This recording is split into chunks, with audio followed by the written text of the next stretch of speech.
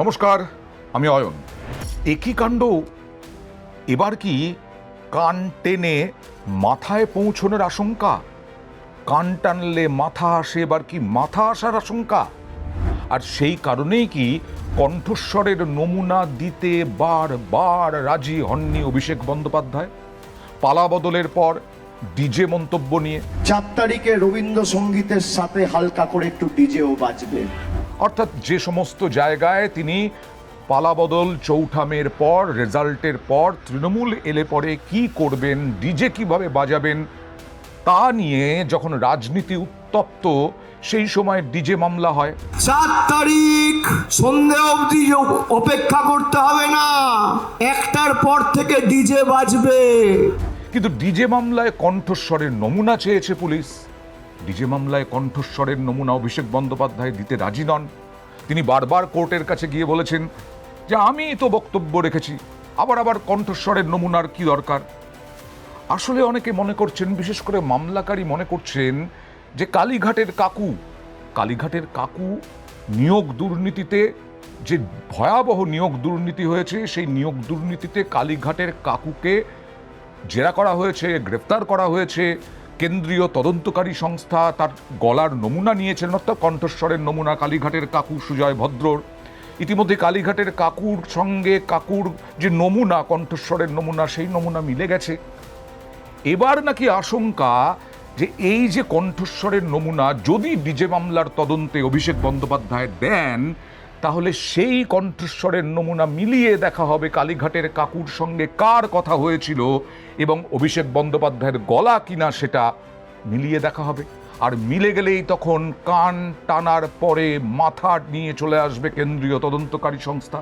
হাজার হাজার কোটি টাকার নিয়োগ দুর্নীতি মামলায় জড়িয়ে যেতে পারেন, পাকে পড়ে যেতে পারেন অভিষেক বন্দ্যোপাধ্যায়। তাই কি কণ্ঠস্বরের নমুনা দিতে এত অনাগ্রহ? এত বারবার হাইকোর্ট চাপ দেওয়ার পরেও অভিষেক বন্দ্যোপাধ্যায় রাজি হচ্ছেন না। বিধাননগর আদালতে এই দুদিন আগে হাজির হননি কণ্ঠস্বরের নমুনা দিতে। তাই কণ্ঠস্বরের নমুনা দিতে কেন রাজি হচ্ছেন না বারবার? প্রচুর চিন্তা হচ্ছিল অনেকে উৎসাহী অনেক মানুষ, যে কেন বারবার অভিষেক বন্দ্যোপাধ্যায় কণ্ঠস্বরের নমুনা দিতে রাজি হচ্ছেন না। কেন বলা হচ্ছে যে আমার তো মন্তব্য ওখানে অনেয়ারই আছে, সুতরাং আর কেন কণ্ঠস্বরের নমুনা দেব? আসলে নাকি কালীঘাটের কাকুর সঙ্গে যার কথোপকথন, কালীঘাটের কাকু যে বসের কথা বলেছিল, যে বসের গায়ে হাত ঠেকানো যাবে না, সেই বসই কি অভিষেক বন্দ্যোপাধ্যায়? সেই অভিষেক বন্দ্যোপাধ্যায়ের সঙ্গে কি কথা? এই নিয়েই মামলাকারীরা বলছেন, বা যারা বিরোধী তারা বলছেন, আসলে কণ্ঠস্বরের নমুনা এই কাজে যদি ব্যবহার করা হয় তাহলে হয়ে যেতে পারে অভিষেক বন্দ্যোপাধ্যায় পালানোর পথ পাবেন না, এটা বলছেন তারা। আপনার যদি গলার কণ্ঠস্বর যদি ম্যাচ করাতে হয়, সেটা যদি আদালত বলে আপনাকে যেতে হবে, আপনি চ্যালেঞ্জ করছেন কেন? কিসের ভয় পাচ্ছেন? মানুষের কাছ থেকে মানুষ জবাব চাইলে তার উত্তর দেয় না। সম্মানীয় কোর্ট যখন নির্দেশ দিচ্ছে তারপরেও সহযোগিতা করছে না। এটা সবাই জানে যে ভয় কাদের হয়। যারা চোর তাদের ভয় হয়, যারা ডাকাত তাদের ভয় হয়, যারা সৎ মানুষ তারা কখনো আইনকে ভয় পায় না। সাধারণ মানুষ আশাবাদী হয় যে পুলিশ আছে, সেখানে যিনি ভয় পাচ্ছেন বুঝতে হবে তার মন কোন দিকে আছে। আজকে হাইকোর্টের বিচারপতি একেবারে ভর্ৎসনা করেছেন অভিষেক বন্দ্যোপাধ্যায়কে এবং বলেছেন কণ্ঠস্বরের নমুনা দিতেই হবে। যখন দিতেই হবে, যখন আর কেউ শুনছে না অভিষেক বন্দ্যোপাধ্যায়ের আবেদন, তখন অভিষেক বন্দ্যোপাধ্যায়ের আইনজীবী অনুরোধ করেছেন এই কণ্ঠস্বরের নমুনা যেন অন্য কোথাও ব্যবহার করা না হয়। আজকে ওনার অ্যাডভোকেট মামলার একদম শেষ মুহূর্তে যেটা উনি একটা আস্তে করে উনি একটা অ্যাপিল করেছিলেন যে ওনার এই ভয়েস স্যাম্পল উনি দেবেন, কিন্তু সেটা যেন অন্য কোনো এজেন্সি না নেন। তো সেটা শোনার পরে আমরা কোর্টরুমে সবাই আমরা খুব হাসাহাসি করেছি এবং মহামান্য বিচারপতি উনি শুনে আর একটি শব্দ ব্যয় করেননি, জাস্ট ফাইলটা উনি রেখে দিয়েছেন। তো ওনার ভয় কিসে? উনি তো জীবনে কোনোদিন দুর্নীতি করেননি বলে দাবি করেন। আবার এটাও মামলাকারীর কাছ থেকেই আমরা জানছি যে এইটা শোনার পর, এই আবেদনটা শোনার পর মামলাকারী বা যারা উপস্থিত ছিলেন তারা হাসাহাসি করেছেন, কারণ তারা বুঝতে পেরেছেন আসলে এর পেছনে কি, আবেদনের পেছনে আসলে আশঙ্কা। সেই আবেদনটা যখন করেছেন তখন বিচারপতি সৌগত ভট্টাচার্য নাকি সমস্ত কিছু গুছিয়ে বাটিয়ে রেখে দিয়েছেন, চলে গিয়েছেন। কেসটা এদিনের মতো শুনানি বন্ধ হয়ে গেছে। অর্থাৎ তিনি এই আবেদনটাকে মানেননি বলা যায় না, আবার মেনেছেনও বলা যায় না। তিনি কোনো মন্তব্য করেননি, এটা নিয়ে কোনো পর্যবেক্ষণও রাখেননি। কিন্তু আজকে ব্যাপক ভর্ৎসিত হতে হয়েছে অভিষেক বন্দ্যোপাধ্যায়কে। কি বলেছেন শুনুন। কণ্ঠস্বরের নমুনা না দেওয়ায় তৃণমূল সাংসদ অভিষেক বন্দ্যোপাধ্যায়কে ভর্ৎসনা করে কি বলা হলো, কখন কণ্ঠস্বরের নমুনা দেবেন, না হলে আমি নির্দেশ প্রত্যাহার করব। কোন নির্দেশ? যে নির্দেশে রক্ষা কবচ দেওয়া হয়েছে অভিষেক বন্দ্যোপাধ্যায়কে, অর্থাৎ অভিষেক বন্দ্যোপাধ্যায়কে এর মধ্যে কোনো কড়া পদক্ষেপ করতে পারবে না পুলিশ, গ্রেপ্তার করতে পারবে না, ধরপাকড় করতে পারবে না, তল্লাশি চালাতে পারবে না। সব কিছুর সীমা থাকা উচিত। বিচারপতি সৌগত ভট্টাচার্য বিরক্ত বিতশ্রদ্ধ হয়ে বলছেন, তদন্তে সহযোগিতা না করলে রক্ষা কবচ প্রত্যাহার করব। বিচারপতি সৌগত ভট্টাচার্য বলছেন, নির্দেশ জারি করব, আপনি তদন্তে সহযোগিতা করছেন না, পুলিশের নোটিশে সাড়া দিয়ে তদন্তে সহযোগিতা করুন। অভিষেক বন্দ্যোপাধ্যায়কে বললেন, আপনি যদি সহযোগিতা না করেন মামলা খারিজ করে জরিমানা করব। কতটা কড়া! কারণ বারবার আবেদন তো এড়িয়েই গেছেন, নির্দেশ এড়িয়ে গেছেন, সঙ্গে আবার নতুন করে মামলা করেছেন যে এই আবেদনের মামলার খারিজ করুন, কণ্ঠস্বরের নমুনা আবেদনের মামলা। আপনি যদি সহযোগিতা না করেন তাহলে মামলা খারিজ করে জরিমানা করব।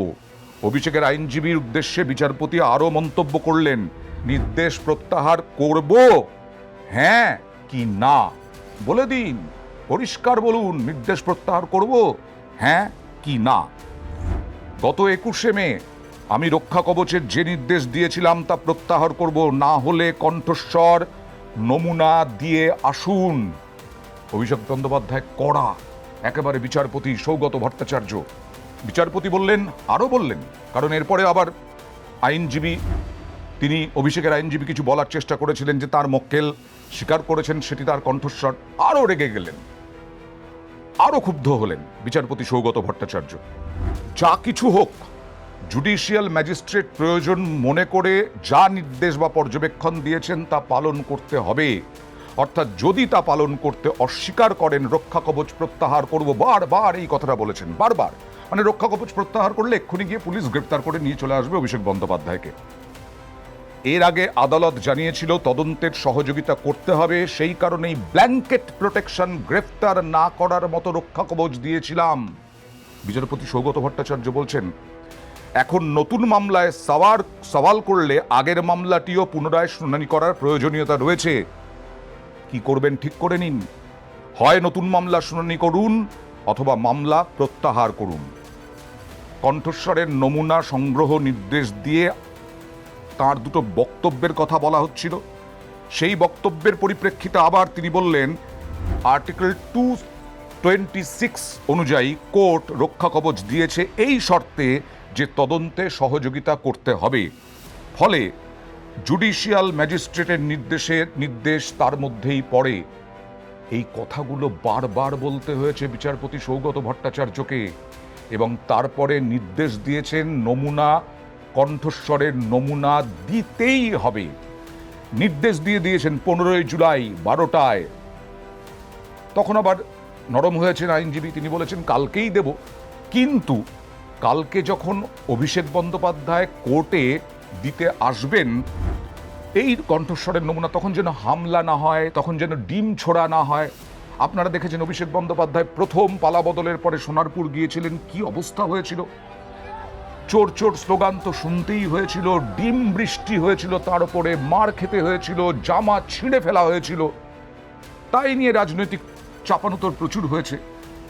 কিন্তু এইটাও আবেদন করে রাখলেন যে যাতে ডিম খেতে না হয়। চোর চোর স্লোগান হয়তো শুনতে হতে পারে, কিন্তু শারীরিকভাবে যেন তাকে কোনো রকম হামলা না করা হয়, ডিম, ইট এই সমস্ত কিছু না ছড়া হয়। এটা এখানে বিচারপতি অবশ্য বলেছেন যে না, অবশ্যই নিরাপত্তা দেওয়া হোক অভিষেক বন্দ্যোপাধ্যায়কে, যথাযথ পদক্ষেপ করুক পুলিশ, যাতে কোনোভাবে হামলা অভিষেক বন্দ্যোপাধ্যায়ের ওপরে না হয়। অবশ্যই এই নিয়ে মামলাকারীও বলেছেন যে একজন এমপি, একজন সাংসদ যে মর্যাদা পান তাতে ডিম ছোড়া বা হামলা করা এটাকে কেউই সমর্থন করে না, আমরাও বলছি।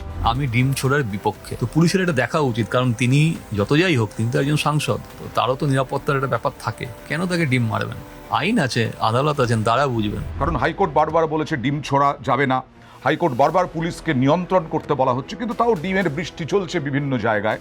এটা হওয়া উচিত নয়, কারণ আইন মানুষ নিজের হাতে নিতে পারে না। আর তাই ডিম ছোড়া, হ্যাঁ ছিল, ক্ষোভ বিক্ষোভ ছিল, অনেক হয়ে গেছে, 2 মাস পেরিয়ে গেছে, এবার এই ডিম ছোড়া, হামলা এগুলো বন্ধ। কিন্তু আবার বলছি, কণ্ঠস্বরের নমুনা কেন দিতে চাইছেন না? এদের বক্তব্য শুনে তাই মনে হচ্ছে এই কণ্ঠস্বরের নমুনা যদি অন্য জায়গায় যায়, তাহলে কালীঘাটের কাকু যা যা বলেছেন সব মিলে যাবে অভিষেক বন্দ্যোপাধ্যায়ের সঙ্গে কথাবার্তা। ধর্মের কল বাতাসে নড়ে। উনি যখন ক্ষমতার চূড়ান্ত উপভোগ করছেন, সেই সময় আমি বলেছিলাম অভিষেক ব্যানার্জি রাজনীতির পক্ষে খুব খারাপ। আমি বলবো he is the person who spoil the test of the politics. ধমক খাওয়া সবে শুরু হয়েছে, এর আগেও খেয়েছেন। এতদিন ক্ষমতায় ছিলেন, আদালতকে আলাদা মনে করতেন না, যা ইচ্ছা করতেন। নিয়োগ দুর্নীতিতে অভিষেক বন্দ্যোপাধ্যায়ের সঙ্গে কালীঘাটের কাকুর যে কথোপকথন হয়েছিল তা ইডির তদন্তে উঠে এসেছে। এবার আরও বিপাকে পড়তে পারেন তাহলে এই কণ্ঠস্বরের নমুনা যদি অন্য জায়গায় ব্যবহার হয়।